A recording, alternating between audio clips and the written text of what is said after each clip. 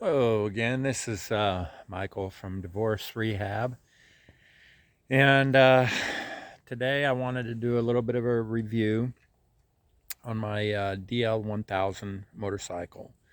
And this video is mainly for you divorced guys that and it doesn't you don't have to necessarily be divorced, but this is for the single, let's just say single men who are 50 years old. Don't even have to be 50 years old, but you're at a point in time in your life where you've worked your butt off, you don't have any hobbies really, or maybe you're trying to rediscover yourself and rediscover new hobbies. I know that while I was married, um, before my ex divorced me, uh, I didn't really have a lot of hobbies, and after she was gone, I didn't know myself anymore. I had forgotten who I was, and I was trying to figure out who I was and the kind of things that I liked to do. Because, for all intents and purposes, when you get married as a man, and when you're married to the kind of person I was married to, they don't allow you to be yourself, and you kind of forget who you are and the kind of things you like. Well, when I got married, or before I got married, I bought myself a DL 1000 um, Suzuki motorcycle.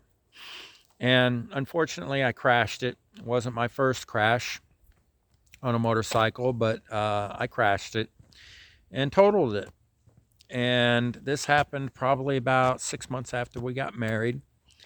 And now I had already had this motorcycle a year and a half before I met my ex. But after I got divorced, I um, decided, and this was probably about a year and a half after the separation, I decided to go ahead and get myself another motorcycle again. And I decided that I was going to go ahead and go with what I had been riding before. And I'm glad I did. So I'm going to go ahead and switch the camera back to the bike. And this is my lovely DL1000 motorcycle. It's a 2003. When I got her, she was in almost mint condition, um, showroom condition. But now you're going to see as I do a few close ups, I haven't cleaned her in a little while. Uh, got a little bit of bug mess on the windshield. But she does get ridden. Got a brand new tire in the front. It's about a month old. And for my long road trips, I went ahead and put some extra foot pegs on it so I could stretch out a little bit. And this particular bike, when I bought it, it came with heated hand grips, which is a really nice feature. Got a place to plug my phone in. The guy that had this, well, actually, I'm the third owner. Um, and I've also got a ram mount.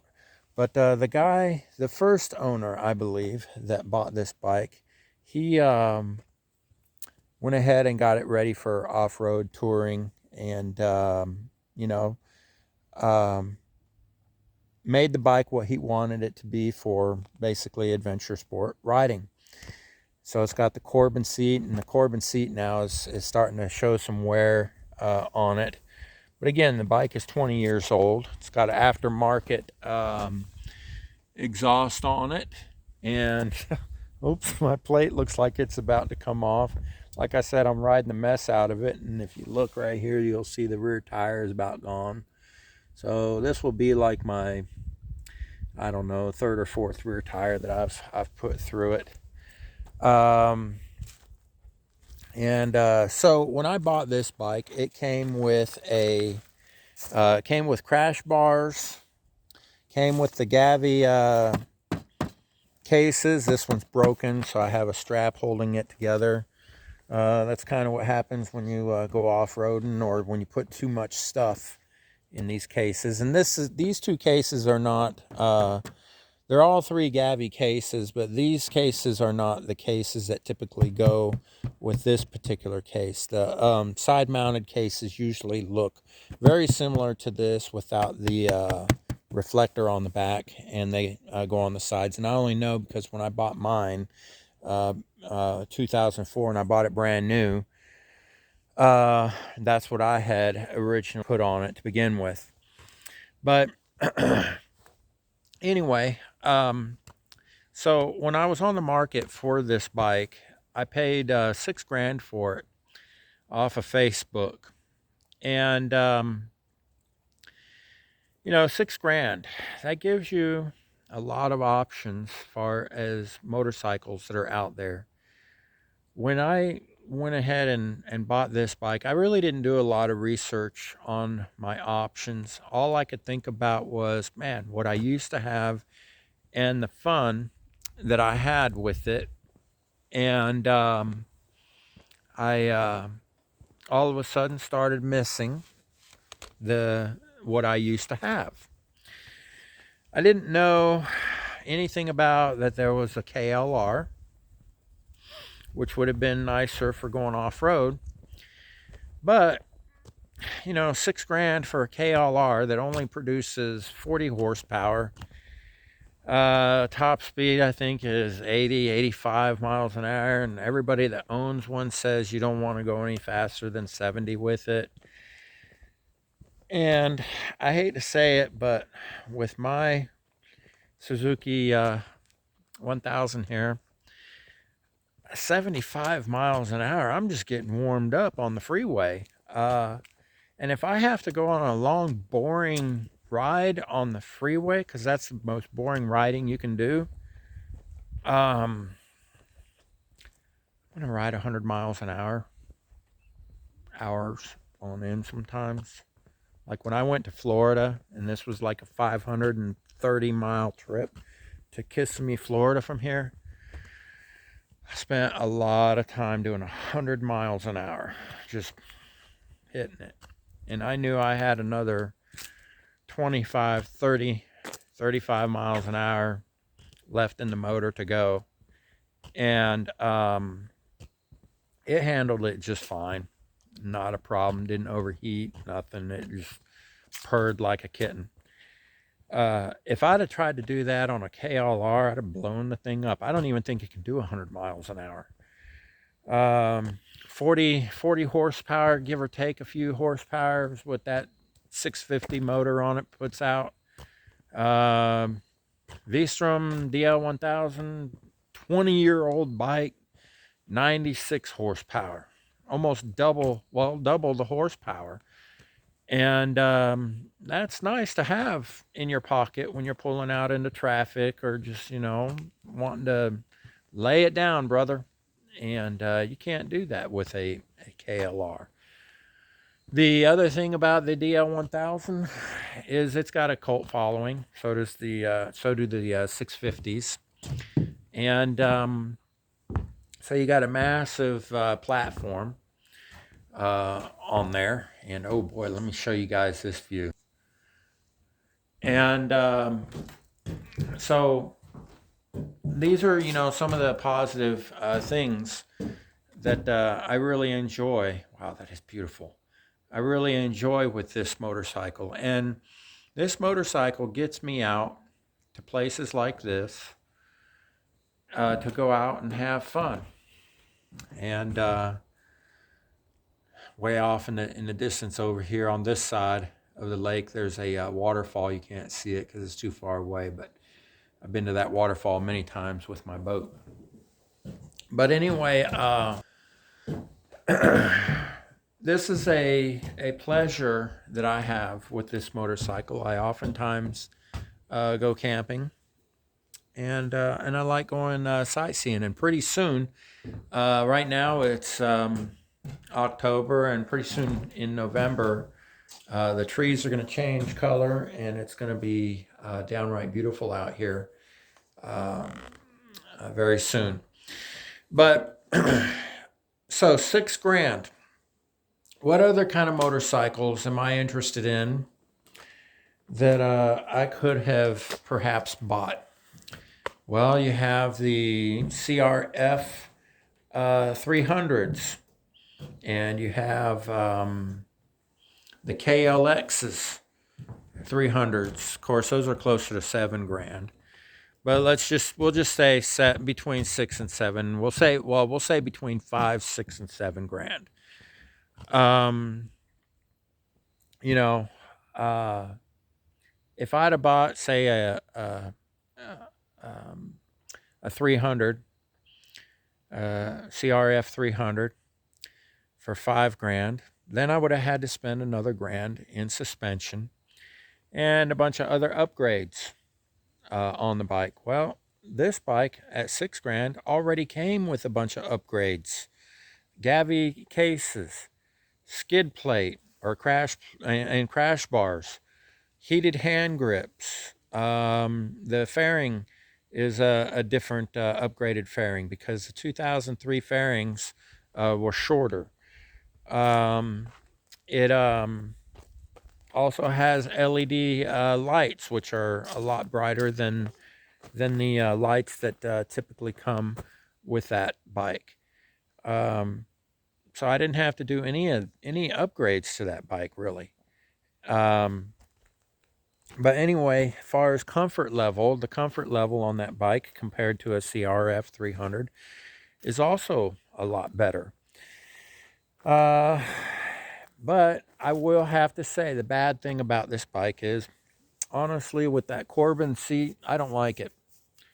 It's hard as a rock, and after about an hour and a half, I'm ready to get off of it, unless, of course, I'm hitting the twisties. When I start hitting the twisties, then you're kind of like hanging off the side of the bike. You're shifting your body around a lot. So, you get a good amount of blood flow going through your body, and it's not so bad. Your legs don't get as fatigued because you're constantly shifting your weight. But what I have found, and now I understand that it's impossible to find an Army Swiss knife of bikes. This one comes pretty close, but what I have found out at my age of 50, trying to push a big bike around like this when you're going off road, it's like making love with a fat lady. And, you know, it could get dangerous, especially if she falls on top of you, if you know what I mean. And I see a lot of guys my age going out. They buy these brand new, leader bikes, and they go off road and they want to look cool. And they, want to brag to their buddies, and they want to take video and they want to share it, possibly on YouTube and whatnot. And yeah, I get it. But the embarrassment that follows after you fall, or if you break your leg, and I've seen some of those videos, it just, yeah, it's not worth it to me. And, I can pick this bike up off the ground if it does dump over. Um, but however, at the same time, I'm not the typical 50-year-old man. Most men that are 50 years old, they got themselves a big gut, and they're out of shape. They don't take care of themselves. And I can't tell you how many men or how many videos I've watched where these men my age get a bike like this, and they go out and with their buddies, 4 or 5 of their buddies, and they get into some trouble on some loose gravel or some mud. They dump the bike, and then I've seen as many as 4 old codgers have to go over and help the guy get his motorcycle up off of his leg or up off out of the mud puddle or whatever it is that he fell over in. And I just look at it and I'm just like, holy cow, I laugh. And I got an opportunity some time ago to go riding with a group of old guys just like that. And here I am making a video saying, don't do it, don't do it. But I did. I went out And what's worse is one of the guys, you know, 12 years older than me, he had a KLX, or no, a CRF 300. And another guy, slightly older than me, he had a KLX 300. There was another guy that had a KLR. Another guy had a 250 Rally. I think another guy had a Tenere. Another one had a 390 KTM. And who had the biggest, heaviest, unruly bike out there? You guessed it, me. But again, I ride my motorcycle back and forth to work every day. And so I ride a lot, even though I don't ride in the dirt that much. I'm kind of inexperienced where dirt riding is concerned. But I'm just going to give you a demonstration real quick. You know, if you do get a bike like this, make darn sure that you can pick it up. And because she's a beast. So here we go. Here goes nothing. And I'm not even going to pick it up the proper way. I'm just going to pick it up like it's my bicycle or something. But the difference between this and falling over or something, or getting into an accident and being shooken up, and if your body is damaged in some way, you're not going to be able to do this. So here we go. Okay, there she is. There she is. She's laying on her side. Okay.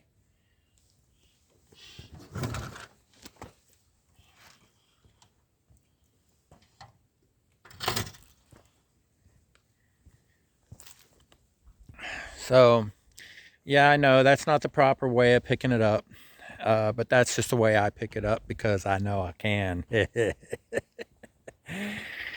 But anyway, I have to be honest with you. Now, after going on this trail with these other guys riding the bikes that they were riding, my bike outweighed most of their bikes by anywhere between 100 to 200 pounds. And I wasn't the last guy in the group. It's kind of like the middle guy in the group, while half of the group left us way behind. But I've gotten to the point where I've been watching a lot of videos and I want a second bike. I'm really thinking about the different second kind of bike I want to get and what do I want to do with it. And I'm going to just tell you, it's a toss-up between the Monkey, the Honda Monkey, which is a little bit expensive for what you're getting, but it's designed a little bit more for off-road trail riding than the Honda Grum. Honda Grum is really attractive because I know that whether it's the Honda Grum or the Monkey, I'm going to be spending most of the time, when I ride it, I'm going to spend most of my time riding it around town, maybe back and forth to work, which that is really questionable because I live 20 miles away from work, and about, I would say 6 of those miles, the speed limit's 55 miles an hour, but everybody's doing 65 and 70. However, I leave early enough to go to work where there's hardly any traffic, and I come home late, which there's hardly any traffic, so I may be able to get away with it. But I like the fact that it only weighs about 230 pounds, and I can either throw it in the back of the SUV or put it on a rack on the back. And, at this point, I'm setting my Ford Expedition up to be kind of like a off-road rescue emergency type vehicle, where I can also go camping out in the woods out here, and it'd be nice to just be able to have that Monkey on there, or even a Grom with some dirt tires on it. However, because those bikes can only do about 65 top end with a tailwind and going downhill, the CRF 300 is looking really attractive. But the problem with that is they end up costing, about $2,000 more than the Honda Grum, and you have to get the suspension upgraded because, I weigh 220 pounds. I'm not a light guy. I'm 6 foot and weigh 220 pounds. And so that's what I'm kind of looking at. But at the same time, I feel like if I get the Honda Grum or the Monkey, I won't be satisfied with the rate of speed that it can carry me if I have to do anything over the speed of 40, 45 miles an hour. But I don't know.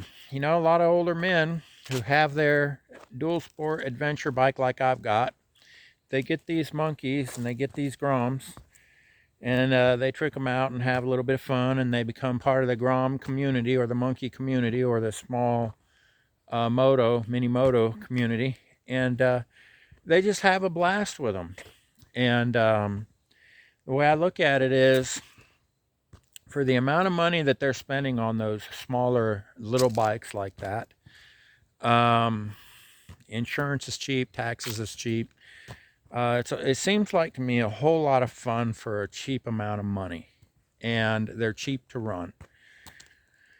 I just don't know, with me being as big and heavy as I am, whether I'll just wear the poor thing out and whether I'll regret it because of, just how big I am. So I don't know. Leave your comments. Tell me what you think. And that's basically my review. I know it's kind of a lengthy review for the DL1000, but I just want to kind of give you guys an idea of what you can do with your money, and that you don't have to settle for a brand new bike. And oftentimes you can get an older bike that's 20 years old but still performs well and will outperform, for the money, the motorcycles that are out there for $6,000 brand new. In fact, I can't find a bike out there for $6,000 brand new that will do what this bike does, as far as comfort, long distance, top end speed, start and stop. I mean, it's incredible. Suzuki hit the ball out of the park on this one. So anyway, I guess I'll see you guys later. Take it easy.